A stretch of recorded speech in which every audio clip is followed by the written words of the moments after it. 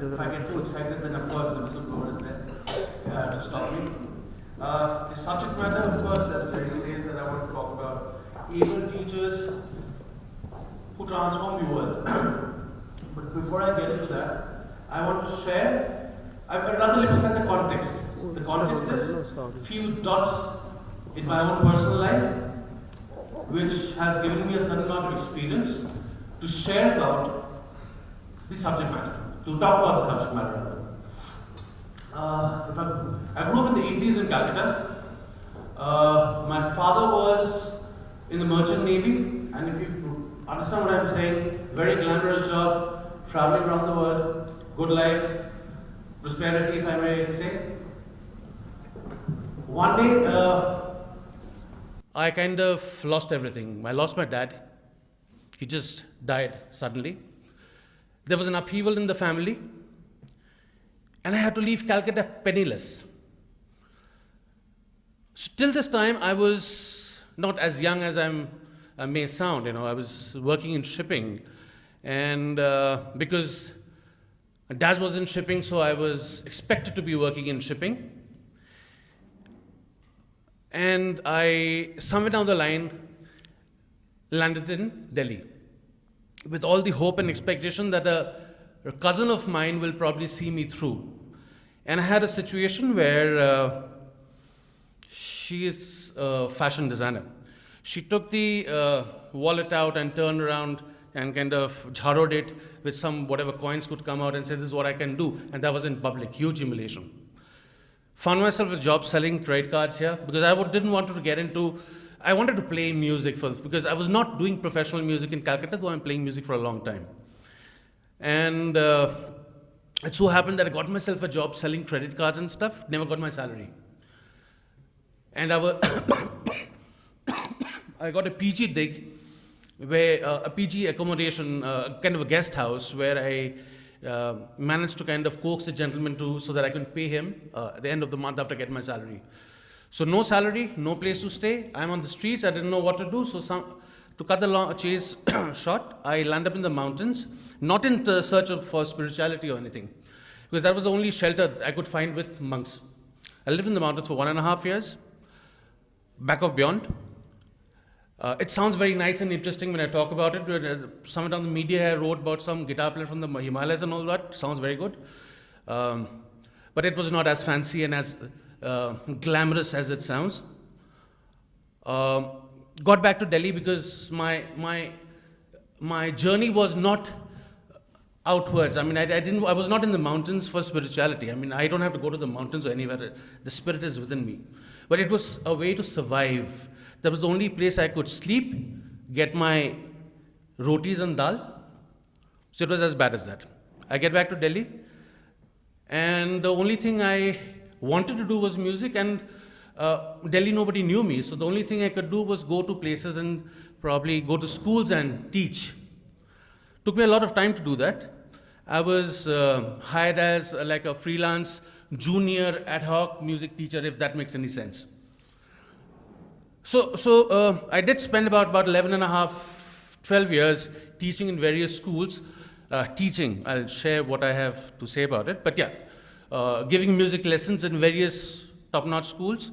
But I had the small little babies to work because the senior teachers were more engrossed with the senior classes and so on and so forth. Nobody wanted to deal with the babies, so I was given that. Today I do something different. I mean, I do play the guitar, and I have an organization. I run an enterprise which largely deals with, using emotional tools like music and other things for people development. So that's not what I'm going to talk about. So talking about able teachers and transformation, the world. I mean, let me just share my thoughts. Teaching itself is a very strong word. I mean, you want to teach me, I don't want to be taught. That is how I was in school. I recall my early days in school where there used to be huge windows and you look out in the sky and I didn't need any LSD or anything to look at this sky and it turning blue and green and pink and the trees growing mine was fertile enough to fantasize. But then I had to go out, hold my ears and stand because I did not pay attention to A for apple and B for ball. So here what I say is, maybe it's a great idea to understand first, before we talk about transformation, change and all that, that the basic problem lies at the primary level in schools.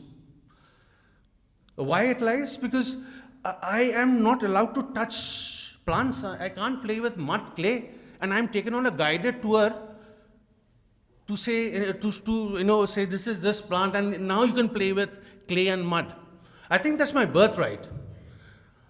So what one has to understand is the best way, we learn is in the way I perceive is the way I perceive. You may perceive in a different way. We all learn differently. So, with my, all these antibiotics, and I just can't. I hope. Can you hear me well? I mean, I think I'm buzzing on my ears, absolutely. So anyway, so what I want to share is, everybody learns in different ways. An able facilitator is a facilitator who understands your ability and your nuances of learning. And not that I teach you this way and you have to learn this way. That's one point I think is critically important. In our education system, we don't have this hands-on education.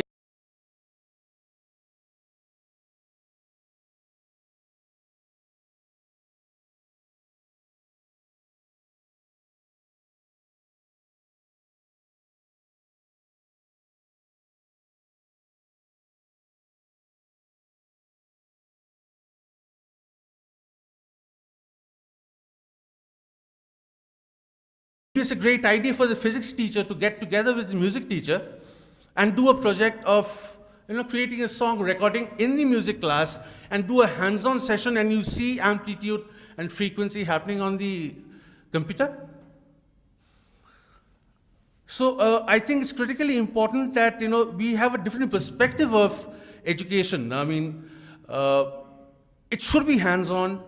It should be a teacher should understand how, like I said, how we perceive, we receive information, and we don't receive it the same way.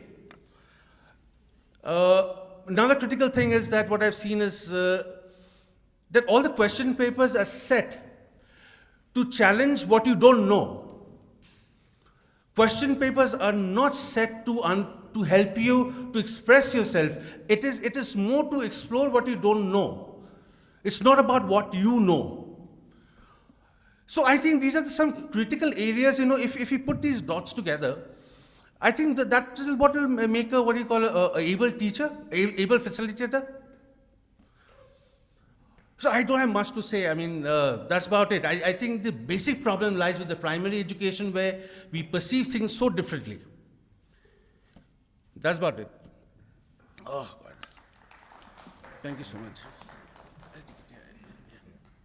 So thank you, Anupam. I kind of agree with your sentiments, because most teachers, they may be very qualified teachers, but I don't think they have the ability to teach. And the reason that I say that is because they put children and students in the box, because they can't think out of the box. And if they cannot think out of the box, how will they make the students think out of the box? Right? I work with teachers, and every time I work with them, I tell them, stop feeling like you are underpaid teachers. If you come with that energy to school, how can you work with the kids? How can you work with the students? And I say to them that, you're not just teachers, you're transformers, you're enablers, you're enlighteners and awakeners. So feel that power. Failing which, get out of this profession.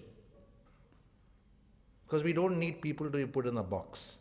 We need people to think out of the box. We need people who have the ability to kind of voice their dissent, become voices of conscience, which cannot happen when you put them in a box. Then we are making them coolies for MNCs. Right? And that's exactly where our education system is headed, unfortunately. So any thoughts on that? Any questions for Anupam Sengupta? Very nice. Thank you, Anupam. Thank you for making it. And so Mehul, a young leader, gives the certificate to Mr. Sengupta.